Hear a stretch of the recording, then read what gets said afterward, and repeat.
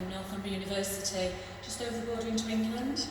And Yvonne's going to tell you a little bit about herself. But we're going to basically show you a presentation about a piece of research that we have completed recently and we're still in progress with. Thank you. Thank you, Sue. Hello, I'm Yvonne. I'll own up straight away. I am not an academic. When I arrived on Tuesday, I must admit I felt a bit like a great crusher because I'm only a mum, I'm not an academic at all. But everyone's made me feel so welcome. I've had a great few days, it's been wonderful. So thank you for being so welcoming and accepting. It's been absolutely fabulous. Now, we did a piece of research called Behind Closed Doors. And what it looked at, it's a qualitative, can't say that word, study on the impact of daily violence on SEND VCB families. Now, what does SEND VCB mean? It means Special Educational Needs and Disabilities, Violent and Challenging Behaviour. Specifically in children with a neurodevelopmental condition such as autism, including PDA, ADHD or an intellectual disability, plus lots of other conditions as well. This is something that's very, very close to my heart. As I said, I am a mum. I've got 3 children. My middle child, Toby, has got profound and multiple learning disabilities, and he was also very violent at home for about 10 years. And it took us a long, long time to work out how to help him. There were very few services, and every time I tried to talk to anybody about it, be that friends, family, neighbour or professionals, I was made to feel that it was my fault and I felt blamed and judged. So, what's it like to live with a child who's violent because they have an additional need? The other day we were leaving my parents. My son didn't want to leave, so without thinking he picked up a cricket bat that had been left in the hall, and as I went to put his shoes on, hit me over the head with it. It cracked my head down the middle of my forehead and was spilling blood everywhere. My family was shocked, scared and didn't know how to react. For my part, it was that embarrassed loneliness that I always feel when he strikes me. Sure, it hurts, but the feelings are so much worse. You don't feel the physical pain till later. I have this pain of knowing it's my boy doing this to me, and I don't know what I've done to deserve it or how to stop it. Just helpless. The worst day for me was the day that I had to call the police because my then 12-year-old had me on the hall floor in a headlock after headbutting me twice amongst the usual punches and kicks. I had asked him to have a shower. That was the day I felt most scared. He had previously thrown a hammer at me, but this time it was much more. I felt massively out of my depth. What do I do? How do I cope? What the hell will happen to him in the future? He's 5. He can't always cope at school, and when he loses control and hits the teachers, they suspend him. They summon us in, tell us what's happened, and then exclude him for a fixed term. It's so humiliating. And then he's so sad when he's told he can't go back to school. The school use words like, he attacks people, we put up with a lot. We were thinking about keeping him till the summer. He's isolated and struggling, lashing out as part of his disability, but they don't care. They just want him gone so he's not their problem.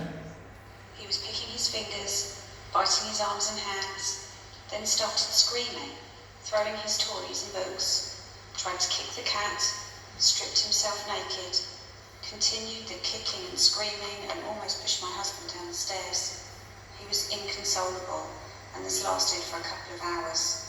Afterwards, my son goes through many stages, starting with wanting to die, and ending with tears, cuddles and apologies, as we promise him we love him, and all we want to do is help him to manage these episodes. Behaviours against other people include shouting, prolific and persistent swearing including the C word, spitting, headbutting causing black eye, and biting. My husband finds it so hard to watch it happening to me. If my son is hitting me or taking his anxieties or anger out on me, he wants to step in as he is way bigger than me and feels it is wrong for a son to do this to his mum. that's his failing to protect me as his wife. My youngest has started to become resentful towards his brother. He's 5 and he has had to grow up quicker than I wanted. He often is hit, kicked, spat at, and my eldest tells him he hates him on a daily basis. I try to explain that my eldest doesn't really mean it, but I do worry about the impact on his self-esteem. When we have a huge meltdown moment with my eldest, he does what I tell him to stay safe, but he often says he hates it and hates his life. You've just heard 8 parents, You've just heard 8 parents and 600 words. In total, we had 115 families taking part in this study who gave us 220,000 words of equally powerful data. We could have picked any couple of sentences for any of those quotes. Enough to fill 3 full-length novels. I was at a conference speaking about children who have violent behaviour up in Durham about 18 months, nearly 2 years ago, and in the audience was Dr. Maria Avantagiauto-Quinn, and she came up to me afterwards and she said, I need to introduce you to a colleague of mine called Sue McAnelly, who is now sitting next to me. Basically, Sue rang me with Maria on the end of the phone, and we had a long chat. Why are there no services for these families? It's because there's been very little research done. So that's what we did next. We did that research, and it feels great to be sitting here and actually speaking about it openly. The team was Maria, Sue, Phil Heslop, who has a social work background, Sue's got a learning disability background, Maria has an occupational therapy background, and Jane Wilcoxon, she was the one that pulled it all together. She is an absolute expert on Navivo, which was the software we used, which is great for narrative data, and me, of course. There's been very little research done on similar topics. These are the ones done on violent and challenging behaviour. We found one with parental experiences of living with challenging behaviour and one with approaches to support. Now, how did we do this study? Basically, this cohort of parents can't get out of the house to talk to researchers. They have very, very little free time. They can't get babysitters. Some of their children have been out of school for months, if not years. So we decided to use Facebook because it's easy to use. It's accessible to everybody. It's quick, it's cost effective. What did we do? We created a secret Facebook page and 115 families were recruited, all of whom had a child who is violent and also has an additional need. All the children were aged between 3 and 18, and we asked them questions like this. Okay, thank you, Yvonne. It was quite an interesting study, in that we posed questions that were generated by the group themselves through discussion with a wider network, and we came up with some questions which were quite searching, but we're actually looking for the experiences of everyday life. And so we posed a number of questions on the Facebook site, and we've just got an example up here of some of the sorts of questions we asked. What was your worst day ever? And we got some very interesting, harrowing, quite heartfelt replies to this one. How has the experience you had affected your relationship with maybe your spouse or other people in your family or your friends? We asked things like, how does it affect the other siblings in the family? And what we got were actually real, long, heartfelt and heart-warming sometimes, but heart-breaking stories of what parents were telling us about their experiences. Right, so over a period of 6 weeks we posed different questions. And the families very generously countered with very raw honesty and a lot of courage and dignity about what their lives were like. Often stories they hadn't told other people beyond the family. The interesting fact was, because it was used in a Facebook discussion, these families had already been used to discussing quite broadly on other Facebook pages, so they were quite happy to discuss with other ears and eyes in the community. And as a result of this research study, Yvonne can recount that a number of the parents that took part in the study have formed other meaningful relationships and friendships that have come out of the research. So it's sum of parts is much greater than the whole. As a research team, and that's where my part comes in, we obviously had to think very carefully about the consent issues. How did we assume or assure that the people who were taking part gave consent, and we gave a lot of careful thought to this. And I think, if I get this wrong, Yvonne will remind me, because Yvonne created an administrator role that she occupied, and she then administered the consent. And people basically signed up to a new Facebook group and gave their consent to take part in the study. So that was their opting in, is that right? Yes. Yeah. We also thought carefully about the mental and emotional well-being of the participants of the study, and we gave a lot of different avenues and information of where people might go if, say for example, telling the stories created some emotional problems. So we did have a number of different support networks, and we were very careful to assure that the confidentiality and anonymity, for example, I, as a researcher, didn't know any of these families' names, they were all given pseudonyms.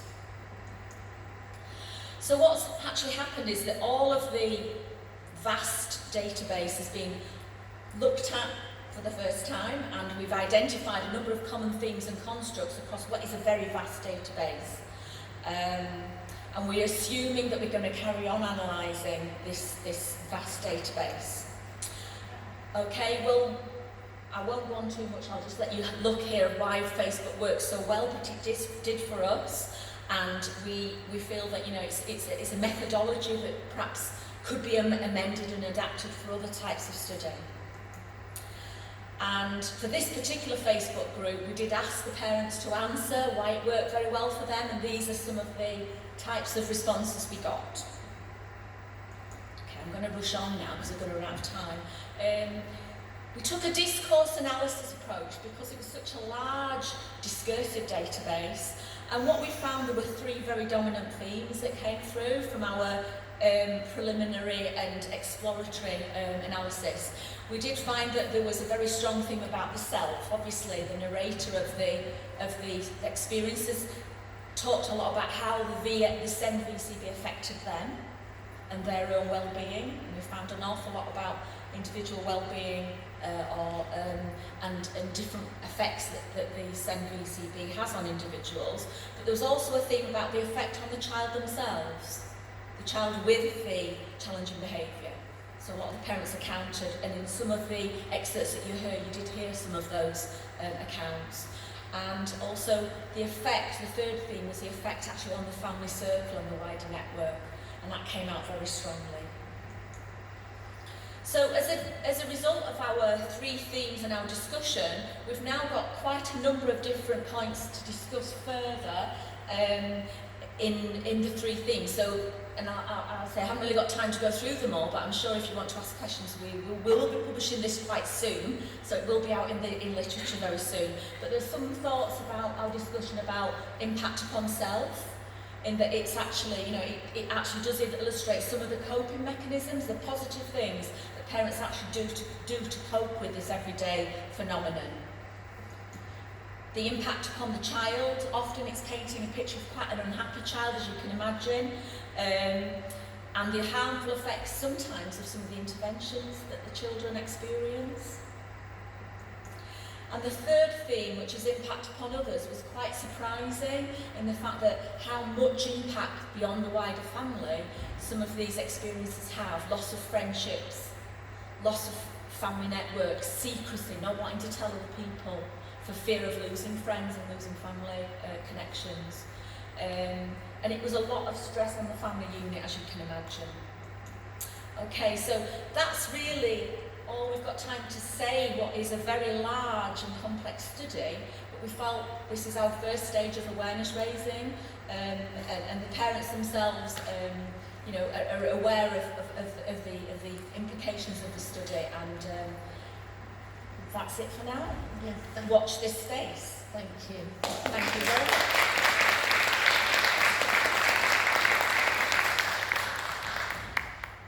If that's okay with the floor, if anyone's got any particular questions they'd like to address to any of our 4 presenters, is there anyone that can run around with the mic? Have we lost all our support people?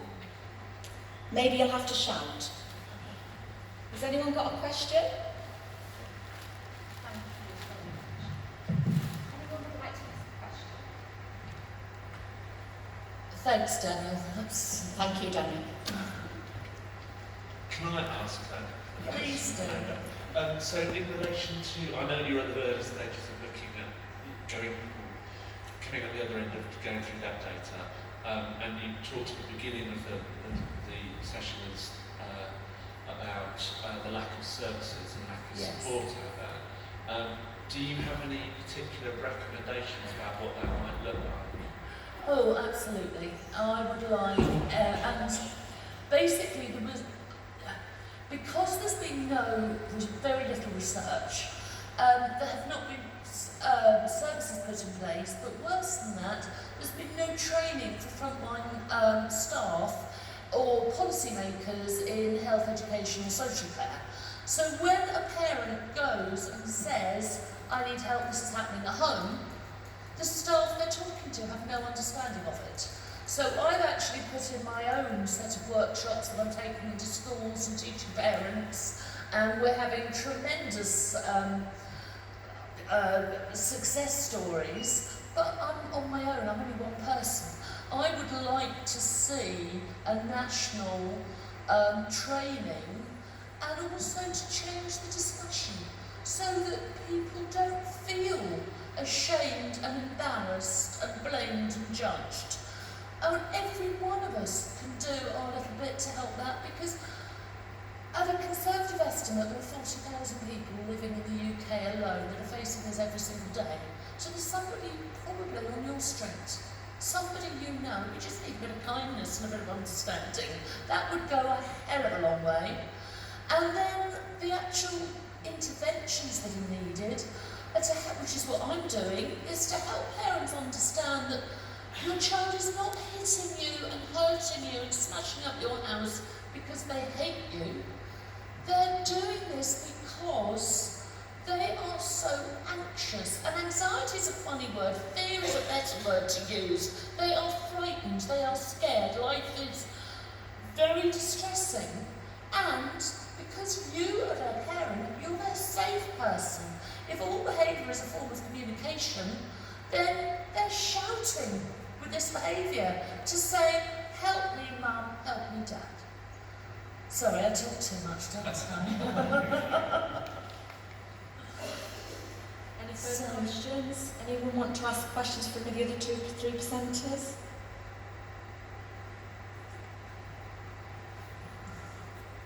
Thank you, Daniel. Thank you. Hello, I'm Dwyer from Dublin.